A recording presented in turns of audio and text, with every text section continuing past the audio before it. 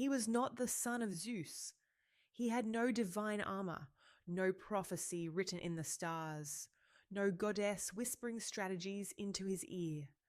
And yet Bellerophon of Corinth came closer to the summit of Mount Olympus than almost any mortal who ever lived.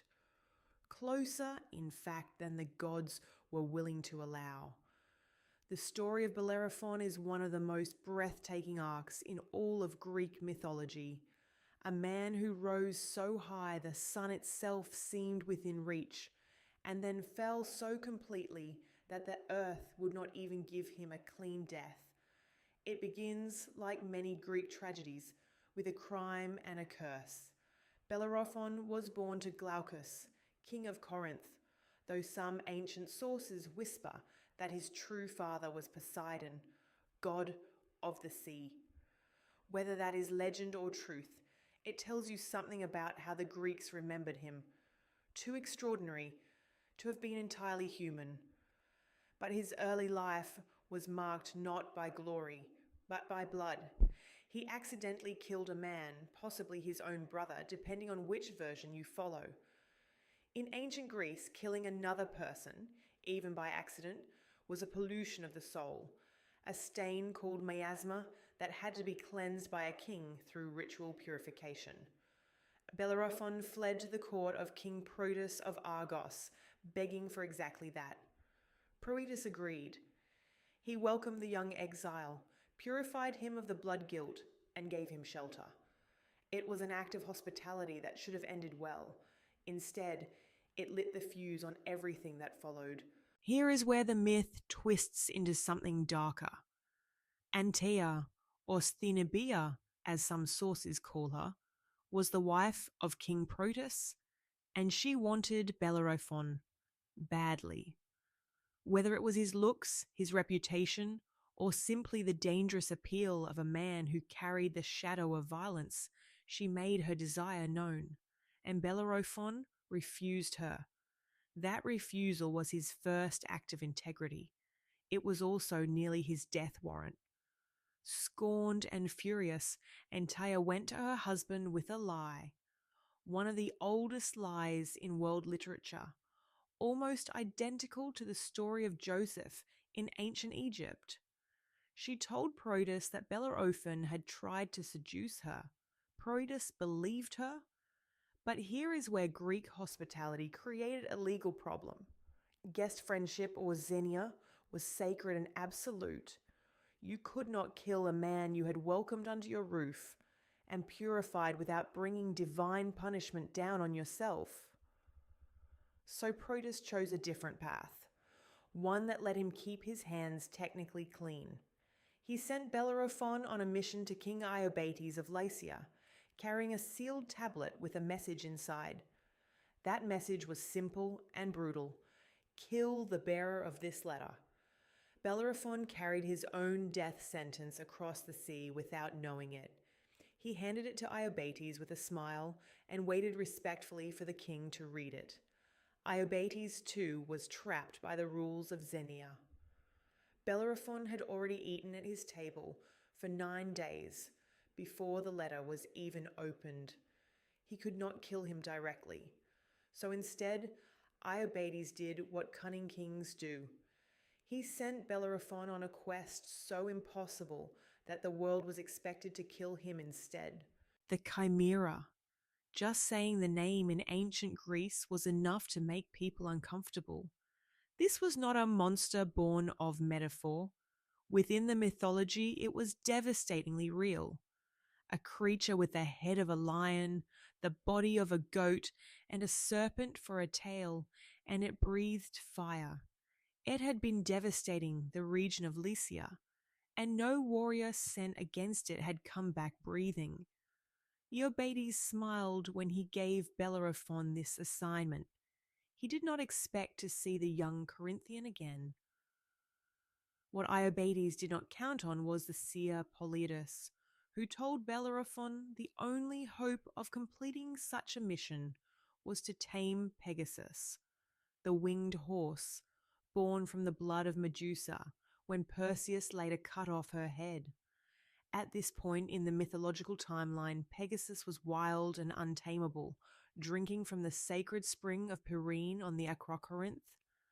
Bellerophon slept in the temple of Athena that night, and the goddess herself, or Poseidon, his possible divine father, appeared to him in a dream and left a golden bridle beside him when he woke.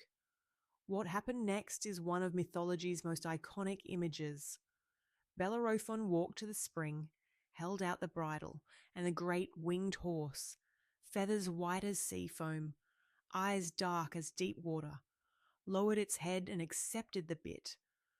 From that moment, the sky itself was his road. He rode Pegasus high above the Chimera, raining down arrows and driving a lump of lead into its fire-breathing mouth on the tip of his spear. The lead melted in the beast's own flame and poured molten into its throat, killing it from the inside out. Bellerophon landed victorious. Iobates stared at him and sent him on another impossible mission. It happened again and again. Iobates kept sending Bellerophon on suicide missions. Against the Salimi, a fierce warrior tribe, against the Amazons, against an elite squad of Lycian soldiers sent in ambush. Bellerophon survived every single one. At some point, Iobates stopped and did the math. This man could not be killed. The gods were clearly on his side, and if the gods favored him, then the king of Lycia was not going to stand in his way. Iobates apologized, showed Bellerophon the original tablet from Protus, and gave him half his kingdom, along with his daughter Philono as a wife. For a time, Bellerophon had everything. He was celebrated across Greece as one of the greatest heroes alive. He had tamed the untamable. He had killed the unkillable. He had walked through a forest of death sentences and come out decorated. The Greeks even said that Zeus himself respected him. This is where most hero stories end, with the reward, the marriage, the kingdom. And for years, it did seem like enough. But something was growing inside Bellerophon, quiet and dangerous and inevitable. You have to understand how intoxicating his life had become. Every morning he could climb onto the back of a divine horse and feel the wind from above the clouds on his face. He had looked down at mountains from above. He had watched storms form beneath him. He had seen the curve of the earth. And slowly, the question that destroys great men began forming in his mind. If I can do all of this, he must have thought, why am I still down here with the mortals? What exactly is the difference between me and a god? He saddled Pegasus one final time and pointed the horse upward, not toward a battlefield, not toward a monster, but toward Olympus itself, toward the home of the gods. Their ancient sources are spare and devastating about what happened next. Zeus looked down and saw a mortal flying toward the sacred mountain, with the audacity to believe he had earned his place among the divine. And Zeus sent a gadfly, a single, tiny insect, to sting Pegasus. The horse bucked. Bellerophon fell. He tumbled from the height of heaven and struck the earth below. He did not die on impact. That is somehow the cruelest part of the myth. The gods would not even give him the mercy of a quick ending. He survived, broken, crippled, and blind, wandering the earth alone for the rest of his life. Pegasus continued upward without him and was stabled on Olympus, carrying Zeus's thunderbolts. The horse made it. The man did not. The Greeks had a word for what destroyed Bellerophon: hubris. Not just arrogance in the modern sense, but the specific transgression of believing yourself equal to or above the gods, of overstepping the boundary between mortal and divine. It did not matter how much you had earned. It did not matter how many monsters you had killed, or how many death sentences you had survived.